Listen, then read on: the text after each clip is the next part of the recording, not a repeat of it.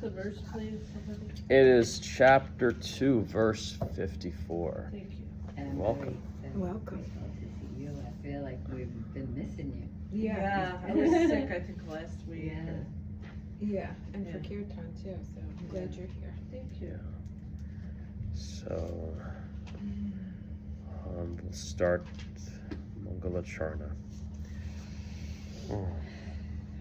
Om Jnana Timirandasya Gyananjana Shalakaya Chakshurun Militam Yena Tasmai Shri Guruve Namaha Shri Chaitanya Manobhishtam Stapitam Yena Bhutale Svayam Rupa Kadamaya Dadati Svapadantikam Avandeham Shri Guru Shri Huta Patakamalam Shri Guru Vaishnavamscha Shri Rupam Sagrajatam Sahagana Raghunatan Vitam Tam Sajivam Sahadvetam Savadutam Pajichana Sahitam Krishna Chaitanya Dehivam Shri Radha Krishna Padan Sahagana Lalita Shri Vishakan Vitamscha He Krishna Karuna Sindhu Dina Bandhu Jagatpate Gopesha Gopika Kanta Radha Kanta Namostute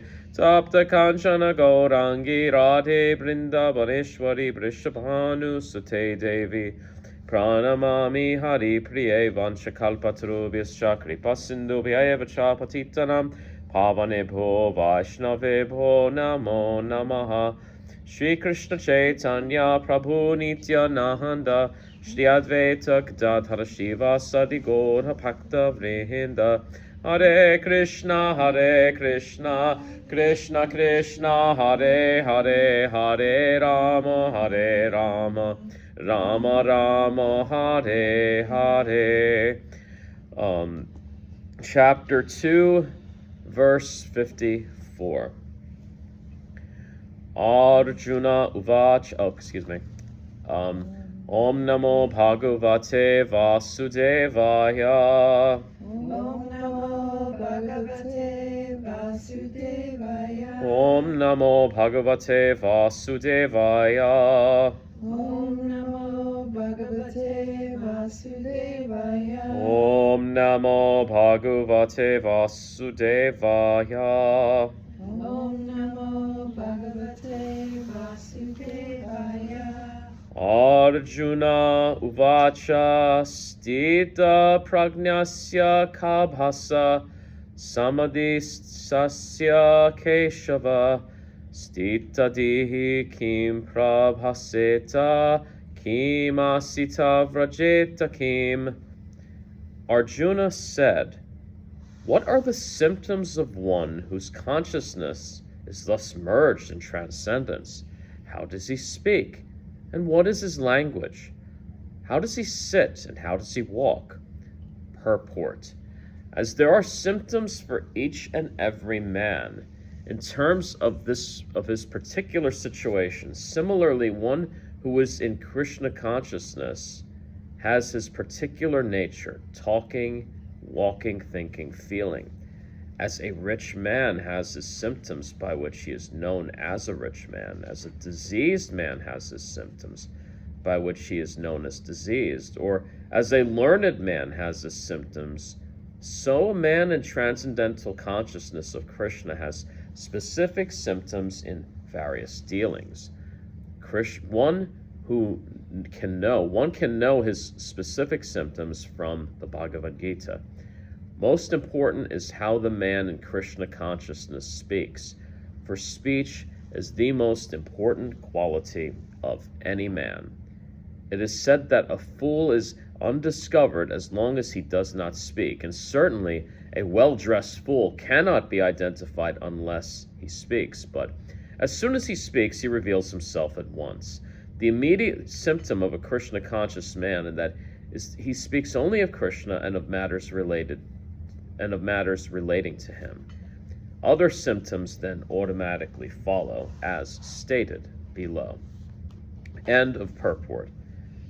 So this is we're talking about how to identify somebody who is in this transcendent state of Krishna consciousness, someone who is advanced.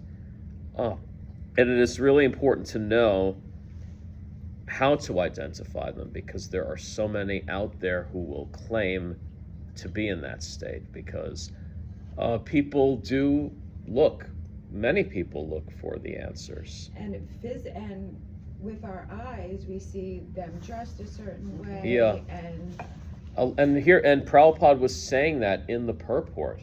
yeah. You know, a fool can dress very nicely, but once he opens his mouth, then you kind of have a better idea.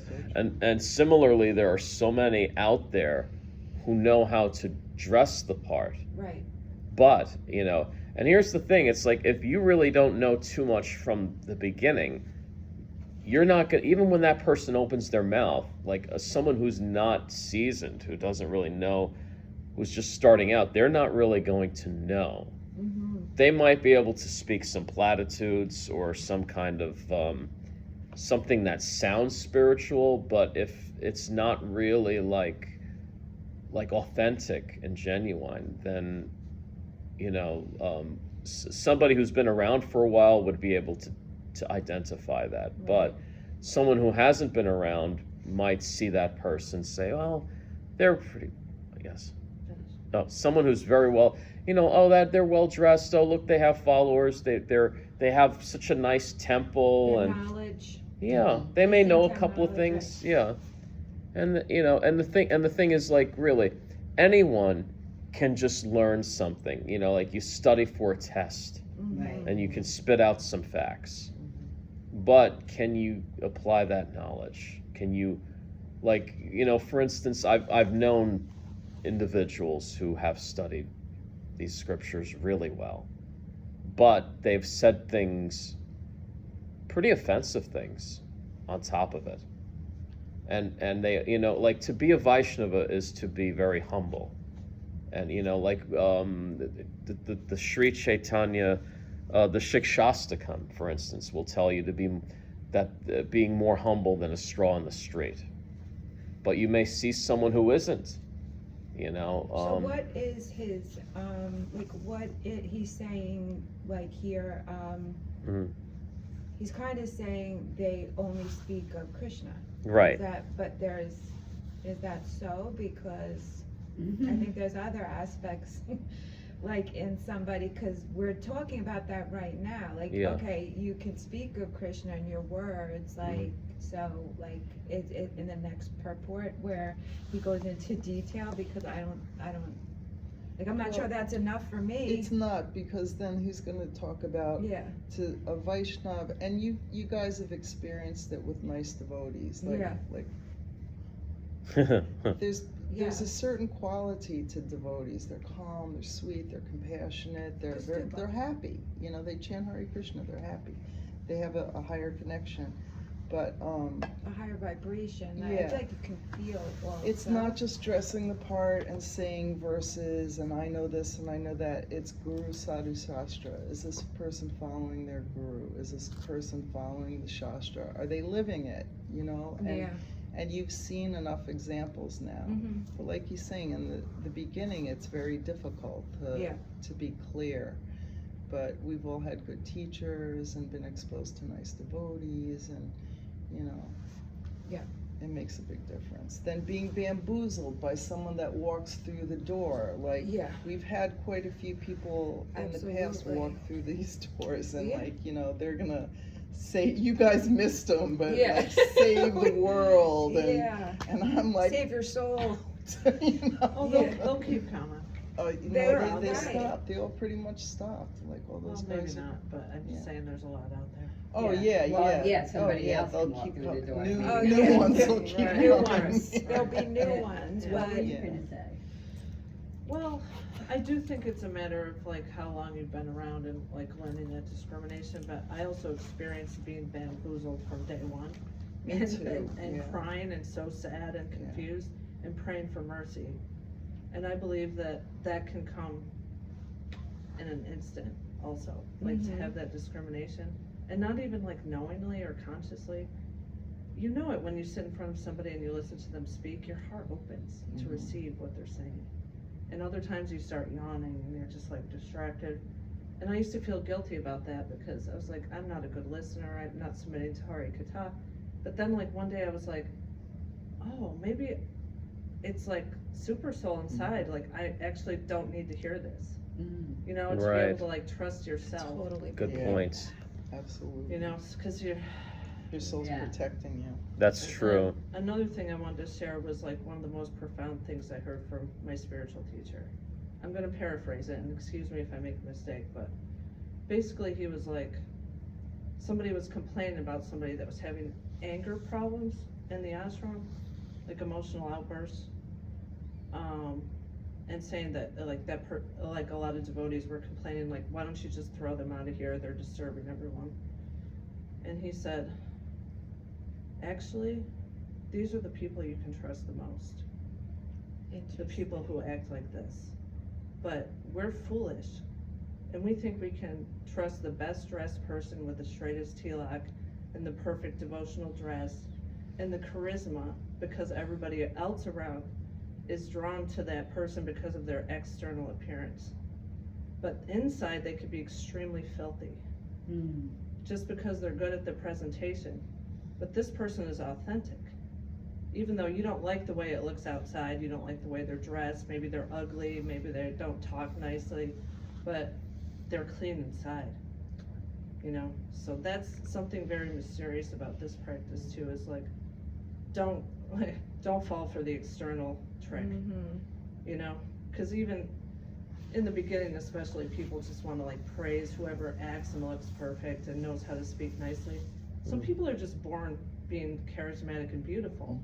They didn't necessarily Right. earn that. I guess in the course of many lives you could say that's a form of wealth that they've earned or whatever, but that's a really important Well, thing to remember. I want to just build on that. Like I'm sorry to interrupt That's you, but I okay. just want to make a quick point. So basically, like someone can earn good looks and charisma from previous lives, but then in this life they have the responsibility of what to do with that. And some of them use it for their own personal gain.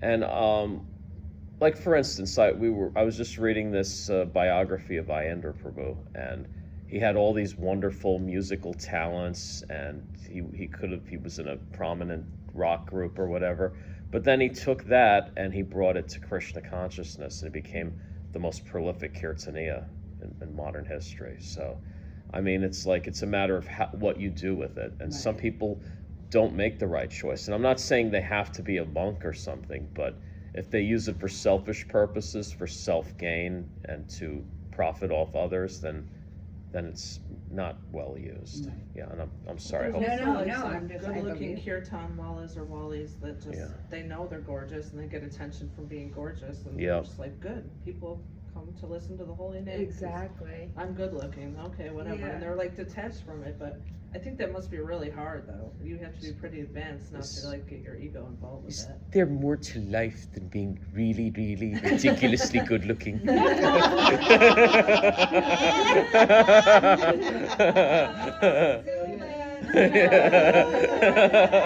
One of my favorites. I'm watching that tonight. I literally laughed so hard. We had it on the other day. It's so funny. And no matter where you turn it on, it's like. I No, never I watched can't it. stop. It's really funny. Really? It's just Yeah. so Oh, funny, please do. Zoolander? Zoolander. Yeah. The original one, not the sequel. Silly, silly, so silly. But so like relatable. Like, Yeah. Charming also. Yeah. But yes, yeah. But it's true. Like it is true that like if how and that must be difficult, right? Like you're here and you wanna give this gift of kirtan, you happen to be this beautiful, you know, and having these people getting pulled to you because of your you know what you appear like, Right. but not even seeing your soul, you know what I mean? Like Yeah. I feel like men probably in this, you know, in this culture to be like charismatic and having women, because I see it, you know, you could see it with, I mean, Ragnar has spoken about it, you know, and they can tell, like, you know, I think they know, like, oh, they're here because of that, because they know I'm famous, because I'm in that rock group or whatever. But, you know, I guess if your heart is in the right place, you can tell and try to, like, keep, you know, pulling them in another direction. Well, I think it's just more important that they detach from that, like, Yeah. and not start to become like, you know, this Yeah, here, like, yeah. It's a big My responsibility. performance. It is, it's huge. And I'm sure there's great lessons. And then there. they could use that also in a dirty way, Of Yeah. course. you know? Absolutely. But I think, yeah, the detachment from the ego and knowing, you know, and what's And what, good looking or beautiful anyway, yeah, you it's know, and, subjective, yeah. It's interesting to consider that's like one side of the coin, like that beautiful thing, but the other side is sometimes devotees that aren't quite open-minded enough or advanced might think somebody that's become diseased or disabled in some way, oh, they must not have chanted enough, they must not have prayed enough, they must have bad karma, Yeah. you know? I Which is know. also so mean and horrible. It is. I you know, Because you're It's- forgetting the whole point that super soul's in that person. Yes. You know, like, where's your Yes. compassion? Yes. I think that's the people, the swamis I admire the most, it's their compassion, and that they don't judge Yeah. how you're dressed, or Yeah. what status of life you're coming Yeah. from. It's just, you're a person, we're gonna talk to you Yeah. and be I kind. feel like Yeah. that's a big thing I've been working on, is like I've worked on like my speech not being judgmental. Not using those words like that, but then when I really started the practice of my judgmental thoughts that don't actually come through, I was like wow, like I still have like so much work to do, like, because I can, like, the thought of being judgmental, you know, when I meet somebody, and I find it to be a great challenge because I'm aware of it, but I lived my whole life like, like in my own head, judging. Maybe I didn't say it, maybe I didn't act upon it, but There's kind of a lot of nuance to judging Yeah, though, because you also have to be discriminating and protect your energy. That's how I feel When too, you're like, practicing yoga, yes. especially, because Yeah. people try to take a lot out of your energy. Yeah, and that's been like such a great lesson to going back to what you said about all this feeling, right? So it's like first the judgment, then like just watching what you do as a human being trying to exist. If you're not living like a monk and living in an ashram, not to say it's easier there, but this material world, and we're working and we're coming in contact with non-devotees, and you know, it's like how that process is, and saying, oh, is that maybe I am right about that person, or am I being judgmental, and learning how to like more or less like, you know, Be feel. compassionate with yourself. I actually had an opportunity to speak with like a highly advanced pure devotee on this topic, and he said, I said, you know, when you get to the stage, like, he wouldn't allow me to say like you, like, so I said like my guru. Do you still notice negative things that are going on around you, or do you just not notice that? He's like, oh, we notice everything. Yeah, They that was the question I They was don't- thinking. they don't like zone out and like space out or just ignore things. They super are focused on everything happening around them, but they don't keep thinking about it and going back to it, because they're like, that's in Krishna's hands. That's not up Right. to me to chew on it. Like, they super note it, like that's very important for them to observe that, but they're not going over it again and again and again in their mind, or thinking that person's right and that person's wrong, because they know that they don't know.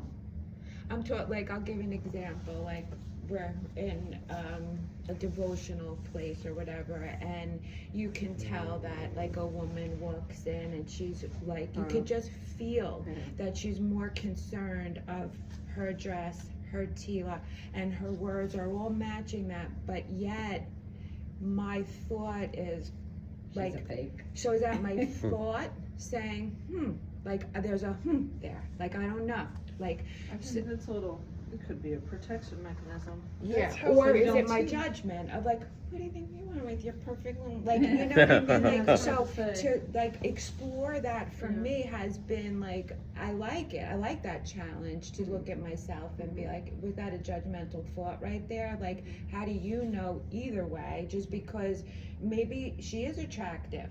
And maybe she is all that, and I'm judging her like, who does she think she is? But inside her heart is pure. So, Don't know. right. But you have to kind of just really, let them show you in a sense without getting too Right. attached, getting hurt, getting involved, Right. just sitting back and trusting. And that's what I've been working on. Is like, how does my body feel around that? But isn't person? it part of, I don't know, psychology or sociology? Like, you meet someone for the first time. You're not going to be best friends with that person. You're going to feel the way a dog sniffs another dog. I feel like that's what we do when we meet other people. Like, we're checking them out. Sniffing And them we feel, out. Yeah. yeah, and is that judging them, or is that a Protection. protection mechanism Right. that you're, is this person, what, are they walking their talk? Is this someone I'm Right. safe with? Like, where is the line, or is judgment, look at those shoes, how could she even wear those shoes? Like, Yeah. it's like a different thing. But I feel like every time I meet someone, all these things are going through, Yeah. and I'm trying to be like so thoughtful, but my mind is like exploding, like, you're Right. so full of shit. Maybe they're not full of shit, maybe they are, it's like, Yeah. But That's but our I think it's humanness, okay I because like I do feel like that's typical of humans. Like, is he going to get into it in the I next try in the next to- verse? Oh yes. Oh, Oh, okay. okay. Actually, the next, let's say, 15 verses. of this. Oh, great, Takes just more what I than one need. to- Yeah. I just try to Okay, say, okay, this person's a spiritual Mm. soul, Yeah, and I don't have to engage with right. if I don't feel like. You don't have to pass a judgment, and you don't have to. You don't have to do anything. I mean, I don't think have we to have pass it it. within I your think own we, time. or Yeah. or you have your opinion and Yeah, just okay. let it go. keep it to Yeah. Well, yourself. it's the old clean mirror thing too, right? Yeah. Like, if you're okay with yourself, then Yes. you can be like peaceful with other people. If you kind of, overtly or internally or acknowledged or not acknowledged have low self-esteem problems, you're probably just gonna project that Project onto other that, yeah. people. Absolutely awful. Yes. True. Do you- Time is it? It's like 9:48, but do you want me to just read the next few verses? Yeah, Just just so you have an idea of what Okay. let's okay. go. So verse 55, and I'm just reading this. The I'm just English? gonna read the English Okay. only. Yeah, please. Yeah, verse 55. The blessed Lord said, "O Partha, when a man gives up all varieties of sense desire which arise from mental concoction, and when his mind finds satisfaction in the self alone, then he is able to be in pure transcendental consciousness. One who is not disturbed in spite of the threefold miseries, who is not elated when there is happiness, who is free from attachment, free and fear and anger, is called a sage of steady mind. He who is without attachment, who does not rejoice when he obtains good, nor lament when he obtains evil, is firmly fixed in perfect knowledge.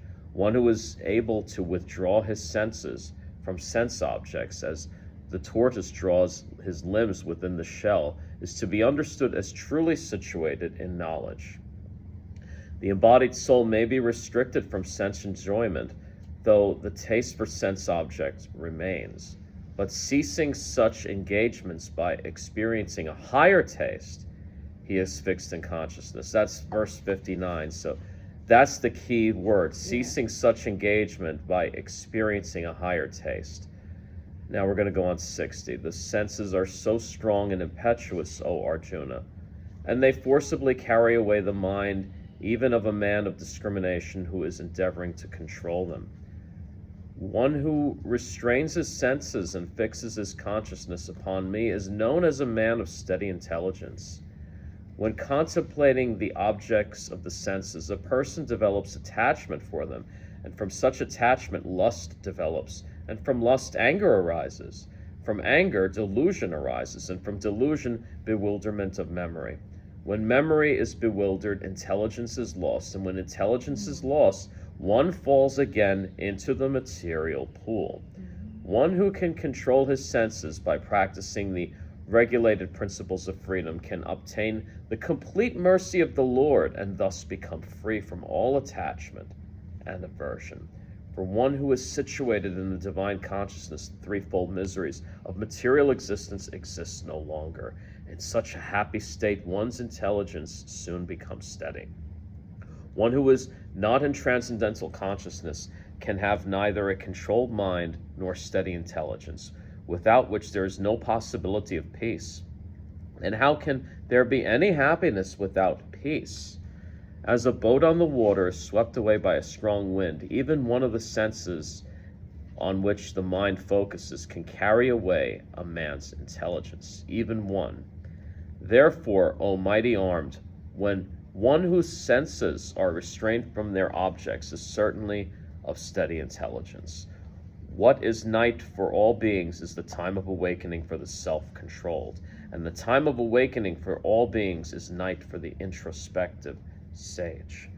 A person who is not disturbed by the incessant flow of desires that enters like river into the ocean, which is ever being filled but always still, can alone achieve peace, and not the man who strives to satisfy such desires.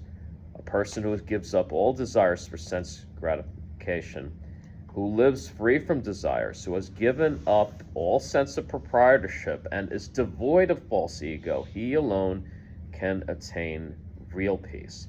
That is the way of spiritual and godly life, after attaining which a man is not bewildered. Being so situated, even at the hour of death, one can enter into the kingdom of God. That's it. So the threefold misery, Those are the the gunas, I think. gunas, right? I don't know if threefold misery is equal to Oh, right, birth, right. Oh, Yeah. No, that's birth, disease, old age, and death. Isn't it? Threefold Birth, miseries must be. birth, One sec. suffering, and death, or the Um, rahas? I'll find out. Are we I gonna should- go back to these, Yeah, or? we have- Oh yeah, we're gonna go one by one. I just wanted I to. don't wanna stop. I wanted to I read know. the whole What are you guys thing. doing later? Let's have a subgroup across the street. of Starbucks. Yeah. I know, me too. I'm like, No, wait, seriously, I would. I know.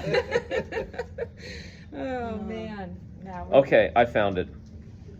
Oh gee, I think I lost it. I'll get it back. Hold on. All right, threefold miseries.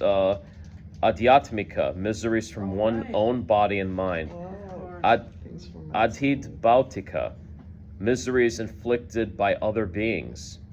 And Atidaivika, miseries caused by natural forces. Don't Yeah. those go with the kleshas? Aren't the kleshas those things too? Like outside things that bother you? I gotta look Heat, into bugs. I can't I, remember. I Let always me get the see. three worlds, the Um, threefold miseries, It's the always three. the Yeah. It's a Sanskrit word meaning affliction, pain, or defilement. It could be the threefold miseries are klesha as Yeah. well. Yeah, I think they're Possibly. included in All right. I gotta say something real quick. Please. I just wanted to say, like, regarding that judgment thing, I remembered something that an older devotee told me once, which, like, we talked about our, like, emotional problems and stuff, and Yeah. psychology, and self-esteem issues, and she was like, I have a mantra for you. And I was like, what is it? She's like, I have the right to exist.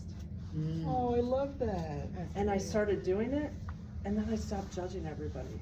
Like, I'm not Yeah. perfect at it, but I'm just Right. like, okay, I don't like the way they're acting, but they have a right to act that way. Right. And it really cut through a lot of it. Wow. Thank you. Yeah. Yeah. That's awesome. Yeah, Yeah. that is pretty awesome. Yeah, that's pretty, I think if and we it's so learn to- simple. And Yeah. I love when it's so Yeah. simple like Yeah. that, just like, Just redirect those feelings. Yeah. exactly. Because I struggle with that, and I was like, I don't want my thoughts to be like, Yeah. I don't want to go, It's ugly. like, I don't want to be that. And it doesn't even feel good when that thought pops in my head where, like, it almost feels so old. Like that Yeah. was It's just a something, pattern. it's a pattern that Yeah. needs to be broken Well, where, it's divided consciousness, right? yeah. Yeah. It's like, cause. 'Cause we still you don't- have to We live don't in wanna have this- an aversion and we don't wanna like be so sentimental And you don't wanna get hurt, right. and you know, like we live in this very. What you doing on it? 1 minute. Right, so it's kind of like, you know, if I could go and escape and live in a cave or an ashram, these things would be they'd still present, Yeah. but on a different level, right? Like, so it'd be a little easier for me to concentrate more on different things than living in this very material world. It's, Take your mind with you. No matter yeah, where you go. it's, you know, it's I can tell you all about that Vipassana I did once. Mm. Yeah. Oh, man. Well, it's all really good stuff, and I